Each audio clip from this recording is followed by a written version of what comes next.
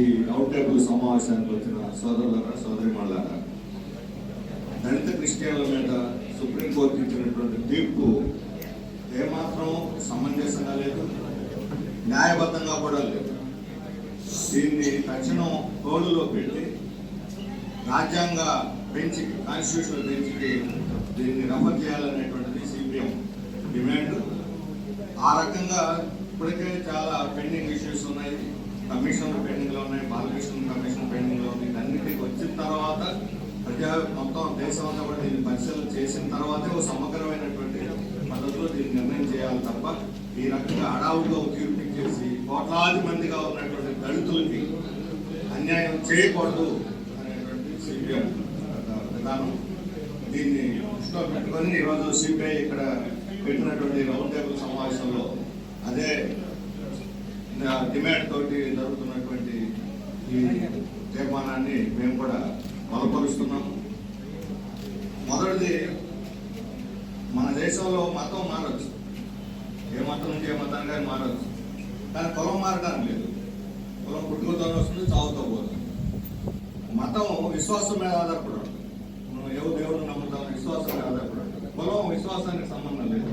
కులం అనేది సామాజిక అంతస్తుల్లో ఎక్కడో చోట ఇమిడి ఉంటుంది, పర్మనెంట్.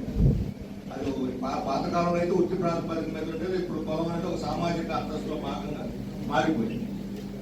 అందువల్ల కులం మతాన్ని మూడేసి సుప్రీంకోర్టు ఏం చెబుతుంది, హిందూ మతంలో కులం ఉంది, నువ్వు హిందూ మతం మారి క్రిస్టియన్లో పోతే క్రిస్టియన్లో మతం లేదు కాబట్టి ఇది చల్లదు, కులం లేదని. దీనికి ఆర్ఎస్ఎస్ బీజేపీ కూడా సిగ్గుపడాలి. మా హిందూ మతం, మా హిందువులు బంధువులు అంటుంటారు కదా, క్రైస్తవులు కులం లేదు అని వాళ్ళు ఒప్పుకుంటే హిందూ మతం పనికిరాంది అని కూడా ఒప్పుకోవాలి. కాబట్టి క్రిస్టియన్లకు మారమని చెప్పాలి. అప్పుడు ఆర్ఎస్ఎస్ వాళ్ళందరూ ముందుకు వచ్చి కులం వద్ద అనుకున్న వాళ్ళంతా క్రిస్టియన్లోకి పోండి అని చెప్పాలి. క్రిస్టియన్లోకి పోయినంత మాత్రాన కులం మారటం లేదు. ఇప్పుడు దళిత క్రిస్టియన్ని బీసీసీలో చేర్చారు, బీసీసీలో చేర్చారు. దళిత కమ్మ క్రిస్టియన్లు, రెడ్డి క్రిస్టియన్లు బీసీసీలో చేర్చలేదు. క్రిస్టియన్లు అందరూ ఒకటే అయినప్పుడు వీళ్ళని కూడా బీసీలో చేర్చాలి కదా. కమ్మారెడ్డి క్రిస్టియన్లు తీసుకున్నాం కూడా బీసీలో చేర్చమనండి, అప్పుడు సరిపోతుంది.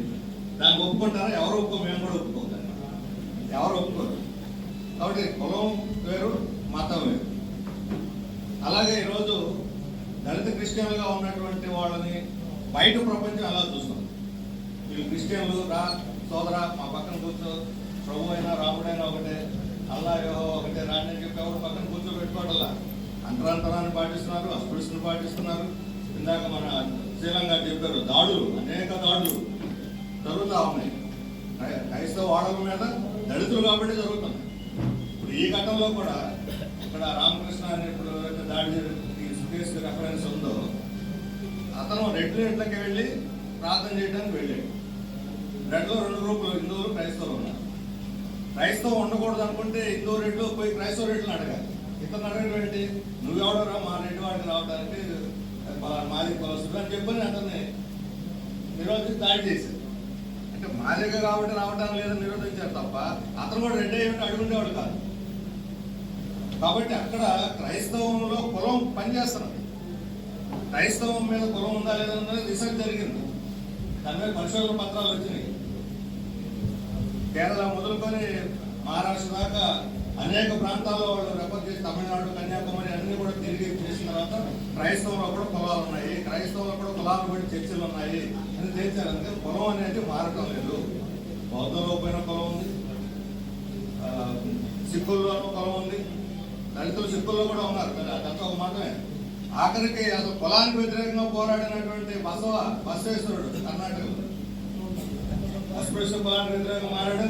అతను లింగాయత్, అతను ప్రారంభించిన ఉద్యమం కుల వ్యతిరేక ఉద్యమం కులంగా మారిపోయింది. లింగాయత్ కులం కింద అంత గొప్ప దేశం అని దాన్ని కులానికి ఇమిట్ చేస్తున్నారు. అందువల్ల ఎట్టి పరిస్థితుల్లో కూడా ఇది చల్లదు, వాస్తవ విరుద్ధంగా ఉంది. సామాజిక వాస్తవ స్థితిగతులను కానీ మనం పరిగణన తీసుకుంటే ఎక్కడైనా సరే దళితులు క్రిస్టియన్లో ఉన్నా సరే దళితులుగానే ఉంటున్నారు.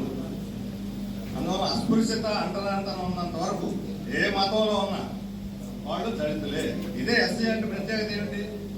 ఎస్సీలకు బీసీలు అందరినీ ఒకే షెడ్యూల్లో చేర్చేస్తుంది. రాజ్యాంగంలో అంబేద్కర్ గారు ఎందుకని సపరేట్ గా షెడ్యూల్ క్యాస్ట్ అని పెట్టాడు, షెడ్యూల్ క్యాస్ట్ లో అనేక కులాలు చేర్చాడు, ఎవరెవరైతే అస్పృశ్యతకి అంటరాంతరానికి గురవుతున్నారో వాళ్ళందరినీ షెడ్యూల్ క్యాస్ట్ కింద ఒక గ్రూప్ చేసేసారు.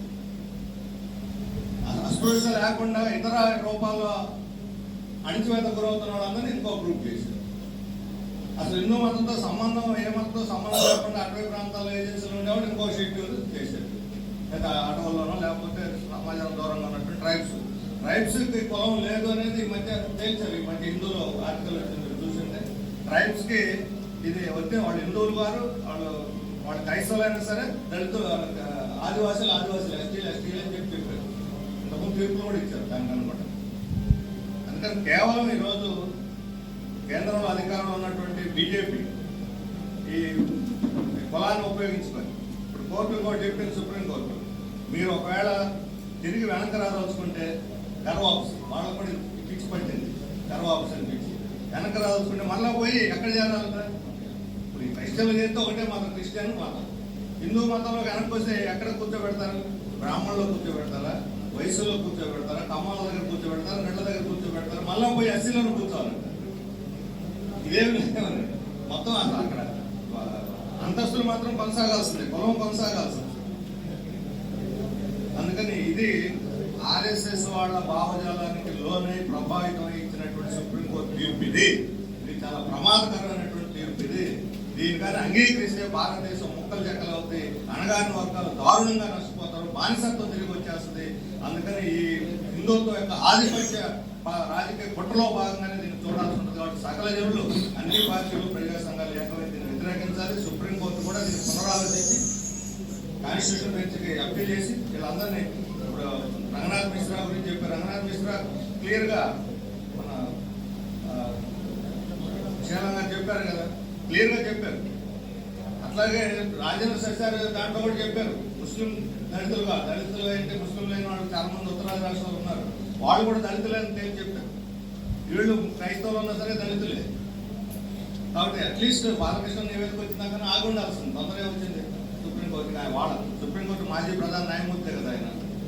కాబట్టి ఇది కావాలని తొందరపాటుతో చేసినటువంటి తీర్పు. దీన్ని పూర్తిగా హోల్డ్లో పెట్టి దాంతో ఉపసంహరించుకొని దీన్ని ఒక విశాలమైనటువంటి కాన్స్టిట్యూషన్ బెంచ్ ద్వారా భారతదేశంలో ఉన్న వాస్తవిక పరిస్థితిని దృష్టిలో తీసుకుని దళిత క్రిస్టియన్లైనా, దళిత ముస్లింలైనా సరే, దళితులు కానీ ఎస్సీలు కానీ పరిగణించాలని చెప్పి డిమాండ్ నేను బలపరుస్తూ నాకు అవకాశం ఇచ్చినందుకు సెలవు తీసుకున్నాను.